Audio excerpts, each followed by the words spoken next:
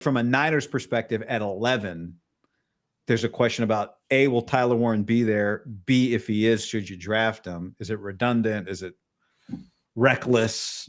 So where are you at with like both those guys as pros?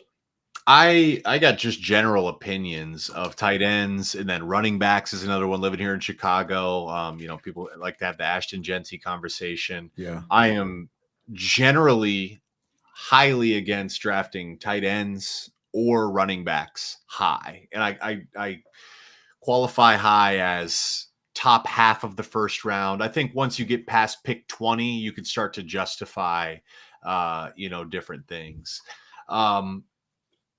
Brock Bowers would be the exception. I'm looking at Brock Bowers and I say immediately that guy's ceiling is a gold jacket. I can't say that right now about Tyler Warren or Colston Loveland.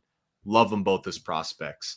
I see them as different prospects too, though, to be honest with you. You just look at him physically. Tyler Warren he carries more weight and he carries it more natural. Like when you watch Tyler Warren, especially after the catch is where this really shows up. He gets a lot of inertia. He's like a semi-truck. Penn State would dump it down to him in the flat and he'd get going down the sidelines and he could run people over. Now, what makes him special is he also could hurdle guys. He's just a phenomenal athlete, a multi-sport athlete.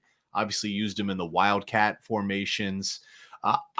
I see him, though. Colston is a better route runner. All that being said, I look at Colston Loveland, and this is where, being 20 pounds lighter benefits Colston. He's more of an option route guy. I look at him almost like a Cooper Kupp of the tight ends. Michigan used him, these little 5 to 6 yard change of direction, option routes, change of direction routes, great separator and artist as a route runner. So if that's your offense, I'm taking Colston. Even let's just give you another comparison, a more recent debate. Gronk versus Kelsey. Who's the better tight end? Completely different tight ends. Kelsey could not do what Gronk did in Kansas City. Gronk could not do what Kelsey, or in New England. Gronk couldn't do what Kelsey did in Kansas City. But both those guys are great tight ends. That is how I see these two guys. There's a Rolodex of routes that I would say are Tyler Warren's strength. And then there's a Rolodex of routes that I would say the same for Colston. And there's not a lot of carryover. Right? They're different athletes, both great tight ends. The interesting thing from like a Niners perspective is it is natural to go, well, the one that makes more sense for the 49ers is Tyler Warren because he's in the style of George Kittle, right? I agree. He's a guy that blocks and is attached. But you think back a couple of years, Kyle Shanahan signed Jordan Reed, who is not that type of tight end, as an accent. Like the Shanahan offense can use either one of those types of tight ends. Right now, you would, especially if you have a blocker already, which they have in George Kittle. That's a great point. And even look at a guy like Christian McCaffrey as a running back. Like there's an example of these option routes of and it seems like the Niners tried to do that with Debo a little bit, but I don't see him as a great like route runner in terms of those easy completions, trying to get yards without putting a ton of stress on your offense.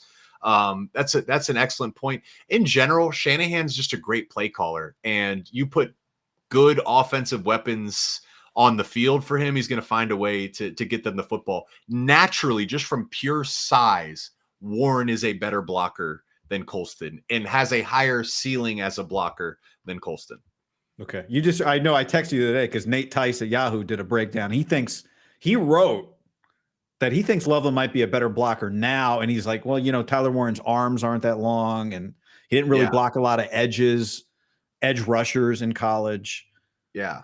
Coaches, the game's changed. Like I look at Kelsey and there's, you don't have to say my tight end has to block the defensive end. It's my 5 linemen and the 1 or 2 tight ends have to account for the box. And what Kansas City will do a ton is like window dressing with Kelsey. He's sitting there on the line of scrimmage and there's the defensive end. Kelsey will, give him some window dressing and then bluff and climb to the linebacker. The tackle will come kick him out, or Kelsey will pull and go block back, very common block the defensive end. They find ways to affect that front without saying, hey, Travis, or hey, Colston, Go block this 300-pound Cam Jordan or some of the great, hand in the dirt NFL defensive ends. Okay, so you're in the room. John Lynch and the Niners are on the clock. It sounds like you're saying if Tyler Warren's there at 11, I know it's hard because I'm not giving you the alternative, but you're saying take a defensive lineman, take whatever. Don't take the tight end.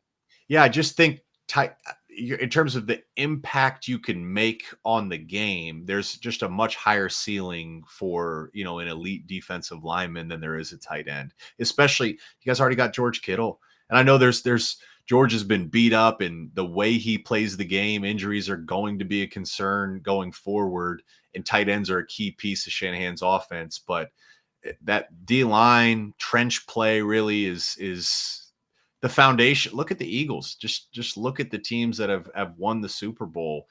Trench play, even in college, trench play is the driving factor to a lot of team success. And there's going to be good D linemen available there at 11.